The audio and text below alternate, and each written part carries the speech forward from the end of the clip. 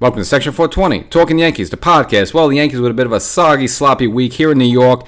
I guess you could say it ended on a high note against a couple of AL West foes, but really should have took advantage of this week to really get ahead in the AL East standings there. But nevertheless, kind of end up where they sort of began the week, and that is tied with the Baltimore Orioles. So good news, bad news. But again, it was a bit of a squandered week for the New York Yankees. So we'll look at that, and we'll just give a little shine to DJ LeMahieu, who had been beaten up for pretty much the entire way since he's been back. But don't look too far ahead. But he is doing well over this past week there, so kind of highlight DJ a little bit because finally getting into the action a little bit, showing some signs of life there.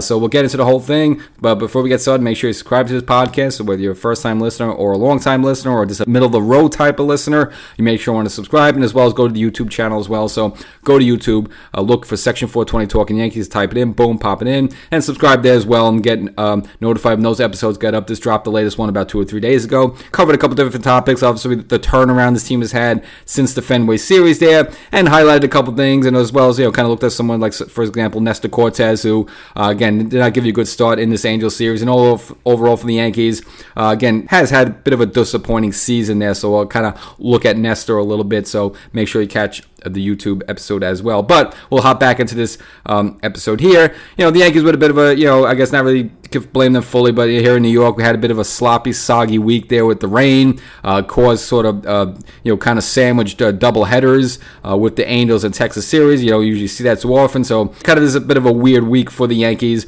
At the first game by the Angels Tuesday was rained out, so they did a afternoon/evening doubleheader on Wednesday. I'm not going to blame that on the say of course the Yankees games. They had to go it that way. If somehow they could have pulled a 1 o'clock, 4 o'clock doubleheader that way, but I guess they had the evening tickets already kind of in the books there, so you had to do the 4 o'clock, 7 o'clock. Probably ultimately cost the Yankees, because I think if they had two clean games with least rainfall as possible, I think they would have benefited them. But nevertheless, they take the first game, somewhat easily. Good start by Luis Gil, and the Yankees kind of tacked on later. But unfortunately, Will Warren kind of did a spot start for the nightcap there, and just didn't have it. Didn't really kind of build on that start he had there in Philadelphia, where he gave some runs early, but at least kept the Yankees in the game. Kind of got away from him, and the Angels kind of smacked the Yankees around. They had to settle for a split for the day-night doubleheader there, and to make things worse in the next game on Thursday there, same situation, kind of misty, bad weather, and look, both teams have to play for it, so there's no excuse.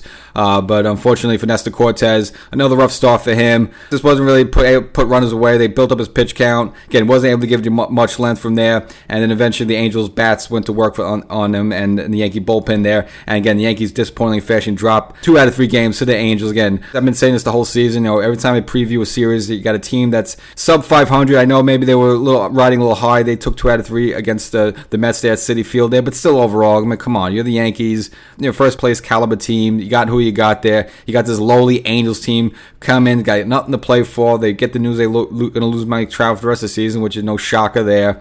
They got nothing to play for, and they come in there and they play spoilers, and you squander an opportunity there again to really get some wins. Where again the Yankees need to make up some ground there, just because they spent the entire half of June and July pretty much just wandering it away there. The only team that was worse for them again was the Chicago White Sox, and their 21 to 22 game losing streak there. So not much to be proud of there. The Yankees got to make up some wins there just for having a lousy July and half June there, but nevertheless squandered opportunity against the Angels. And then of course the Rangers coming to town again, them also having a disappointing season. I understand they're the World Series champs, but still this was an opportunity the Yankees really needed to stack up some wins here. Now look, at least they did the right thing, and finally the weather cleared up a little bit for them. I guess that was helpful for the Yankees. Did take 2 out of 3 against the Rangers there, because the first game the Yankees, the bats teed off there on them. Got another strong start from Carlos Rodon, and now this is like 3-4 starts in a row there. He's giving you a performance where you can say, all right, this guy's fully back to at least the form he was in April, May, when he was doing well for the Yankees. And the Yankees offense getting teed off there. He got another home run by Jazz in this one. And unfortunately though, in the nightcap, Garrett Cole going on the mound there. Now, can't really blame this one on Cole. He just kept the Yankees in the game, but this is a game where the Yankee bullpen gave it away mainly. Weaver and Tompkin blew it there, and the Rangers were able to tack on some runs there. And, it wasn't like the Yankee offense was great in this game. Again, they were down like 8-1 or 8-2 late in the game. I know they got a couple home runs from Jazz as well as Giancarlo Stanton there, but again, too little, too late. and then the Yankees again had to split yet another day-night doubleheader. Which again, you look at these games, it's almost like you could get 2 wins in one game and really make some big jumps on the Baltimore Orioles. But again, in both cases, both in the Angels series and the Texas series, there have to settle for splits, which brings you to the finale Sunday game, which got a little bit dicey there in the 9th inning. Luckily, the Yankees are able to hold on, but again, Clay Holmes almost narrowly by an eyelash giving this game away. Really should have gotten to this point. The Yankees, had built himself up an 8-3 lead there. Looked like they were in cruise control, and Giancarlo Stanton, again, at least with him, because one thing to say about him during the series, it looked like his bat finally came to life. I mean, he'd really been struggling since he's been back, really been a non-factor. But I think that one home run, even in the losing effort in the Rangers series there, kind of got him going a little bit, because it kind of looked like a bit of the old Stanton when he's on. He kind of hit a ball low, teed it, and when he's hitting opposite field or center field, when he's hitting balls that way, that means he's about to tee off. So I think maybe he might be around the corner, finally release something and turn it on, which would be good news for the Yankees again, because they could use the at-bat. Again, could use the extra punch in the lineup there.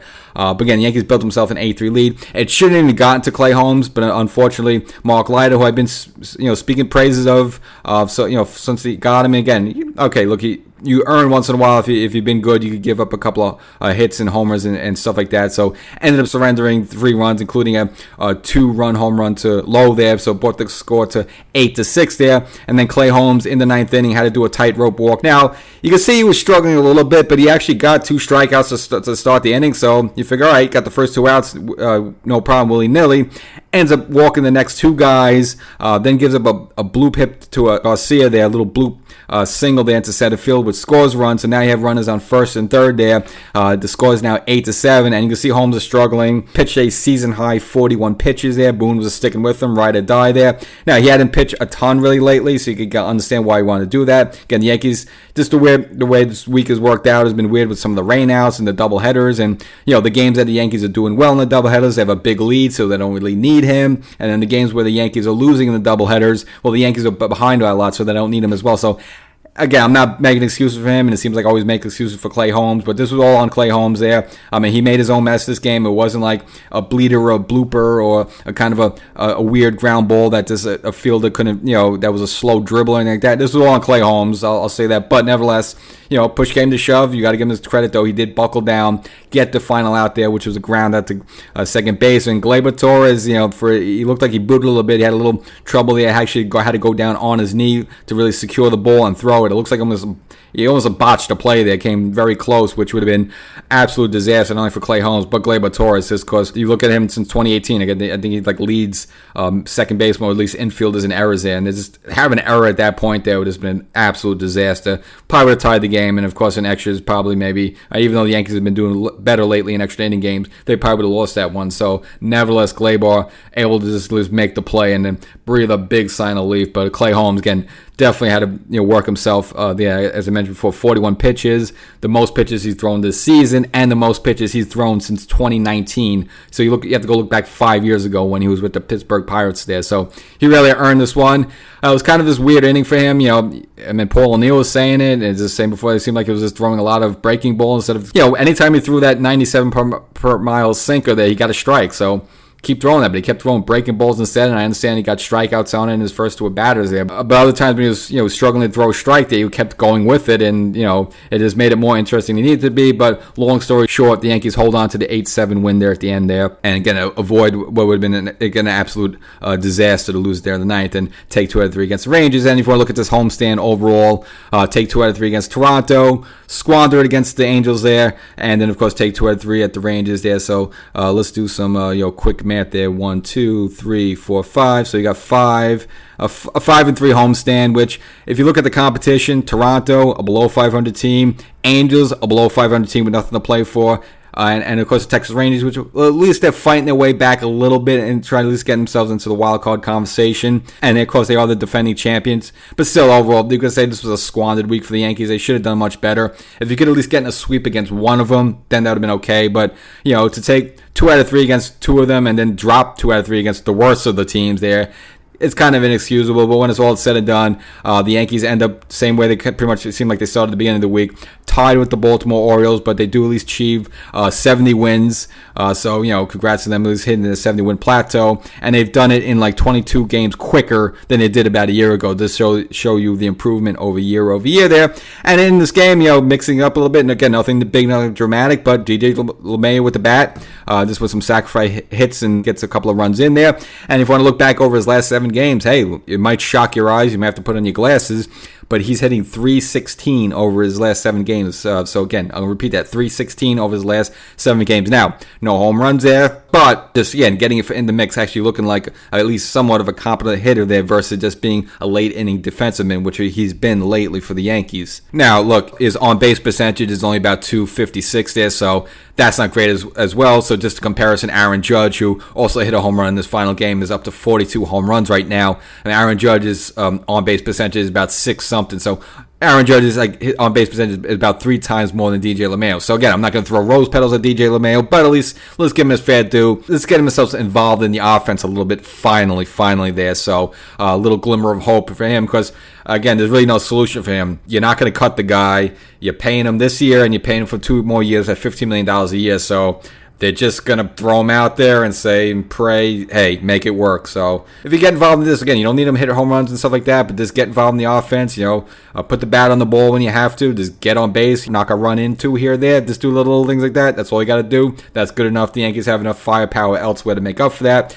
And, in this game, the big boys went off. I mentioned Judge with his 42nd home run. You got 2 home runs from Juan Soto, and, of course, another home run from Giancarlo Stanton. Again, it shouldn't even gotten to the point where it did in the 9th inning there, but eventually, but you got to put that one a little bit on Mark Leiter. But I'll forgive him because since joining the Yankees so far, yeah, he's been very good. He's been money, been getting out of some big jams there. So it's going to happen once in a while. He just, luckily, when you give up 3 runs there, you just want to make sure you have an 8-3 lead so it doesn't kill the team, and it didn't kill the team in this situation. Now, as I always say, and I'm sure the Yankees will blow the situation, you got some very, very winnable games coming up. So right after this, headed out to Chicago against probably the worst team in baseball for 3 games. But, of course, watch the Yankees, drop 2 out of 3. You know it's going to happen. And then after that, get a game off and then head out to Detroit again against 3 more winnable games. But of course, watch the Yankees go 2-4 on this road trip when really they should be almost going 6-0. But again, if the Yankees are going to be serious about this, they really should be going 6-0 at this. So that's that. It's all set there. It's in front of them to really, again, maybe get a significant 2 or 3 game lead over the Orioles. Again, right now they're a dead heat tie with them, both with similar records at 70 and 49. Now for the Yankees, a little concerns there. I mentioned, as the top here, but my most recent YouTube episode looked at Nestor Cortez. He hasn't been dog terrible, but not the Nestor Cortez of about 2 years ago where early on, I think it was probably early of the 2022 season, where you say, hey, this guy's like the best pitcher in baseball. Again, he doesn't have the body of it. He doesn't throw like it. He doesn't look like it, but just the results and what he's getting there. Well, it just seems like that Nestor is gone. I don't know if he's ever going to come back. Probably not. And we kind of just mentioned that during the trade deadline, he might have been available if the Yankees brought in Jack Flaherty from the Detroit Tigers, but they ultimately passed on him. I guess they weren't too happy with some of the medical reports on his back from early season.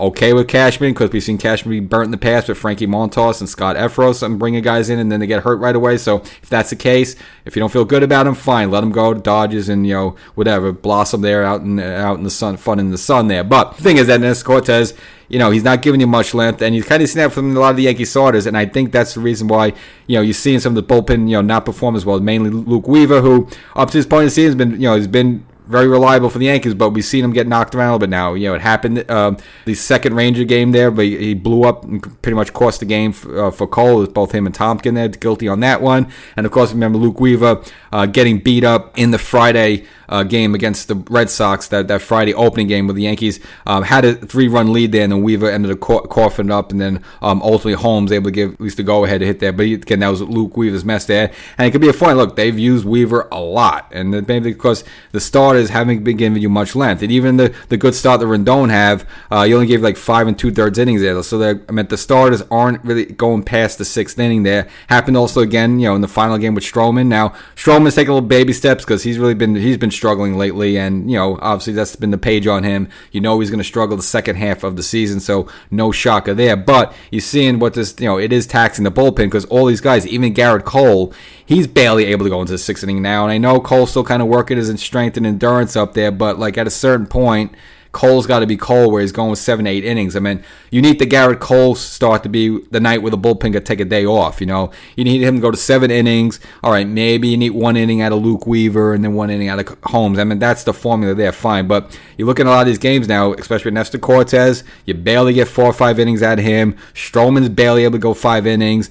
Even Garrett Cole's able to barely get 5 innings across, and Luis Gil, which we all knew was going to happen with this, since he's a kind of a rookie doing this the first time, he only gives you about 5 innings. So, I mean, all these guys, all these starters now, they're okay, but they're only giving you 5 innings. You're barely able to get an out of them into the 6th there, which means now you're taxing the bullpen, and you can see it's starting to take its effect now on people like Luke Weaver, Mike Tompkin, even today with Leiter, giving up 3 runs there. So the Yankees got to find a way to get more length out of these starters there to rest the bullpen, because they've been beating these guys down. I know Cashman's been moving pieces in and out, okay, but at a certain point, you got to get the starters to give you more length there, to give some of these guys a blow, because you can see it's having an effect on them. And also just the inconsistency of workload, something like a Clay Holmes, where, maybe even if you have a big lead, but if you haven't used him all, you want to bring him in, but you don't want to bring him in because, again, you don't know if you need him the next night. And then you throw him in a situation like today where he just doesn't really have it doesn't seem like he's a little out of whack. And workload's been a little inconsistent. He's not on top of the pitches, as much as he could be there. So it kind of filters all the way down there. So, again, that's got to be the mission for the Yankees. And as well, look, we're in August.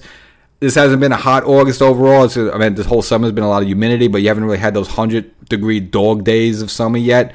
Is that still going to come? We don't know yet. It's been kind of obviously dealing with the climate and stuff like that. Sometimes it seems like the hotter days are actually coming up in September. So, it's going to beat down on everybody. So, this Yankees got to find a way to get more length out of these starters there, because it is taxing the bullpen. So that's the week for the Yankees. Kind of weird, sluggish and sloppy. A lot of rain, a couple of double headers. I'll say the Yankees ended up on a high note. Good news. Again, Giancarlo Stanton looks like he's found the home run stroke a little bit, so that's good news for him. DJ LeMahieu, as mentioned before, starting to put the bat in the ball a little bit, starting to look like a ball player again. That's good news there. But the Yankees, again, just got to get a little bit more length to the starters there, but you definitely have a week coming up against the White Sox and Detroit. Again, 2 of the worst teams, at least in the American League and maybe all baseball. The Yankees should be able to tack on some easy wins. They really should go like 5-1 on this at a minimum on this road trip. But of course, as always, I say that they always continue to disappoint. But we'll catch you next time.